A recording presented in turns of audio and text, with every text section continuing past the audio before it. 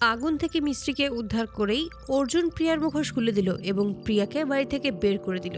এমনটাই হতে চলেছে সিঁদুরের মূল ধারাবাহিকের পরবর্তী পর্বে। হ্যালো বন্ধুরা, তোমাদের মাঝে নিয়ে এলাম সিঁদুরের মূল ধারাবাহিকটির 299তম পর্বের এক্সপ্লেনেশন। এমন আরও ভিডিও পেতে অবশ্যই এই চ্যানেলটি সাবস্ক্রাইব করে বেল আইকনটি বাজিয়ে দিও। তো চলো ভিডিওটি শুরু করা যাক। মিস্ত্রি একাই লাইটটা টেনে তোলার জন্য যখনই রশি ধরে, ঠিক সেই মুহূর্তে সেখানে অর্জুন এসে মিস্ত্রিকে সাহায্য করে এবং বাড়ির সবাইকেই বাঁচিয়ে নেয়। মিস্ত্রি যখন নিচে এসে বলে সবাই ঠিক আছে কিনা, তখনই প্রতাপ বলে শুধুমাত্র আপনার জন্যই আমরা এ যাত্রায় বেঁচে গেছি। মিস্ত্রির কাছে কৃতজ্ঞতা প্রকাশ করে প্রতাপ। অসীম তখন মিস্ত্রিকে জানায় খাবার খেয়ে তারপর আমরা আবারও তল্লাশি নেওয়া শুরু করব। তখনই মিস্ত্রি বলে তোমরা সবাই খাও, আমি গিয়ে সমস্ত কিছু নিয়ে আসছি। ওপরে উঠে আর তখনই ভাবে যে এই কাগজটা তো এই ঘরে এসেছিল, কিন্তু এখন কোথায়, কাগজটা খুঁজে পাচ্ছে না। মিস্ত্রি যখনই কাগজ খোঁজায় ব্যস্ত হয়ে থাকে, ঠিক সেই মুহূর্তেই সেখানে প্রিয়া এসে হাজির হয়। সেই মুহূর্তেই প্রিয়া মিস্ত্রিকে ডেকে উঠতেই মিস্ত্রি একটু ভয় পেয়ে যায়। মিস্ত্রি যখনই প্রিয়ার দিকে তাকায় তখনই আমরা দেখতে পাই মিস্ত্রির নকল চুল সরে গিয়ে ভেতরের আসল কালো চুল বেরিয়ে আসে। মিস্ত্রির সামনেই তখন প্রিয়া আসে। প্রিয়া তখন বলে যে এই সমস্ত কিছুই বন্ধ কর, এই সমস্ত নাটক আর মিথ্যে কথা আমার কাছে ধরা পড়ে গেছে। এই বলে মিস্ত্রির নকল চুল টেনে খুলে ফেলে প্রিয়া। প্রিয়া তখন বলে তুই কি মনে করেছিস আমি তোকে চিনতে পারিনি? তুই যখন ওই বাড়ির দলিল নেওয়ার চেষ্টা করছিলি, ঠিক সেই মুহূর্তেই আমি তোর কালো চুল দেখে ফেলেছিলাম।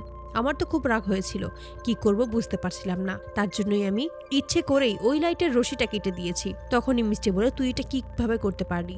এখানে আমাদের পুরো পরিবার রয়েছে, তুই এভাবে আমার পরিবারের ক্ষতি করতে পারিস না প্রিয়া। প্রিয়া তখন বলে এই সমস্ত কথা বাদ দিয়ে তুই আগে বাড়ির কাগজ খুঁজতে থাক, কারণ তোর হাতে সময় কিন্তু খুবই কম। এই বলেই প্রিয়া সেখান থেকে চলে যায়। মিষ্টি তখন ভাবে যেভাবেই হোক ওই বাড়ির কাগজগুলো আমাকে খুঁজে পেতেই হবে। মিষ্টি তখন কাগজ খুঁজতে ব্যস্ত হয়ে ওঠে। আর ঠিক সেই মুহূর্তেই প্রিয়া নতুন প্ল্যান করে এবং মেঝেতে ছড়িয়ে থাকা কাগজের ওপর আগুন জ্বালিয়ে দরজাটা বাইরে থেকে লক করে দেয়। আর মনে মনে বলে যে তোর খেলা এখানেই শেষ মিষ্টি। প্রিয়া নিচে নেমে বাড়ির সবাইকে একত্র জড়ো করে। তখনই অসীম ও কল্পনাকে দেখে তারা কাগজ খুঁজতে থাকে। ঠিক সেই মুহূর্তে বলে যে তোমাদেরকে কি আলাদা করে নিমন্ত্রণ করতে হবে? অসীম কল্পনা সে যখনই অফিসারের মতো কথা বলতে থাকে, ঠিক সেই মুহূর্তে প্রিয়া সমস্ত কিছুই বলে ফেলে আর বলে যে এবার আপনাদের নাটকগুলো বন্ধ করুন। অসীমের নকল গোফ টেনে খুলে ফেলে। প্রিয়া তখন কল্পনার কাছে আসে এবং কল্পনার চোখ থেকে চশমাটা নামিয়ে বলে যে তোমার কোনো জাদুটোনা আর এখানে কাজ হবে না, সমস্ত কিছুই আমার কাছে ধরা পড়ে গেছে।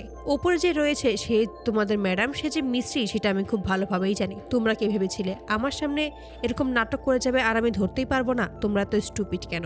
বাড়ির কাগজের জন্যই যে তোমরা মিলে তাদের নাটক করে এসেছো সেটা খুব ভালোভাবেই বুঝতে পারছি, তবে তোমাদের সমস্ত প্ল্যান বানচাল হয়ে গেছে। প্রিয়া তখন চিৎকার করে বলে ওঠে বাড়ির সমস্ত কিছু পরিষ্কার করতে থাকো। তাই সকলে মিলে বাড়ির কাজ করতে থাকে। অপরদিকে দেখা যায় মিস্ত্রির যখনই আশেপাশে তাকায় তখনই দেখতে পায় চারদিকেই আগুন লেগে গেছে। তাই তখনই চিৎকার করতে থাকে। মিষ্টি চিৎকার শুনে সবাই সেখানে এসে হাজির হয়। অর্জুন সেখানে এসে দরজা ভাঙার চেষ্টা করে, কিন্তু কোনোভাবেই দরজা ভাঙতে পারে না। তাই সকলে মিলে দরজার নিচ দিয়ে পানি দেওয়ার চেষ্টা করে যেন আগুনটা নিভে যায়, কিন্তু কোনো কিছুতেই কোনো কাজ হচ্ছিল না। তার জন্যই অর্জুন কাঁচের জানালার কাছে আসে এবং সেটা ভাঙার চেষ্টা করে। এক পর্যায়ে সেটা ভেঙে ঘরের ভিতর প্রবেশ করে।